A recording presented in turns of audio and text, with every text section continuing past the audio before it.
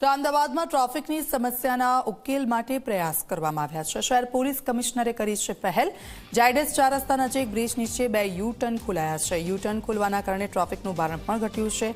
નાના ફેરફારથી મોટી રાહત જોવા મળી। મહત્વનું છે કે એસજી હાઈવેના ઝાયડસ 4 રસ્તા પાસે ખૂબ જ ટ્રાફિકનું ભારણ રહેતું હતું। સીધા એસજી હાઈવે પર જવા માટે અને યુ-ટર્ન લેવા માટે વાહન ચાલકોને ખૂબ જ રાહ જોવી પડતી હતી અને આ અંગે વારંવાર ફરિયાદ ઉઠતા વચ્ચે 2 યુ-ટર્ન કરવાનો નિર્ણય લેવામાં આવ્યો, જેનાથી ટ્રાફિકનું ભારણ ઓછું થયું છે। અમે ઓલરેડી આમ તો પોલીસ તરફથી રિક્વેસ્ટ કરીને કોર્પોરેશનના અમુક વચ્ચે 2 કટો લગાડ્યા છે, પણ આને કાયમી કેવી રીતે ઉકેલ કરાય એના કોર્પોરેશનના અધિકારીઓ પણ છે। આ ટ્રાફિક એક્સપર્ટ છે, એ SVNIT સુરતના ત્યાં એડવાઇઝર છે। તો એમાં જો એ સર્ક્યુલર રોડ તરીકે આગળ વચ્ચેથી બંધ કરી આખા સર્કલ તરીકે પણ એ થઈ શકે છે।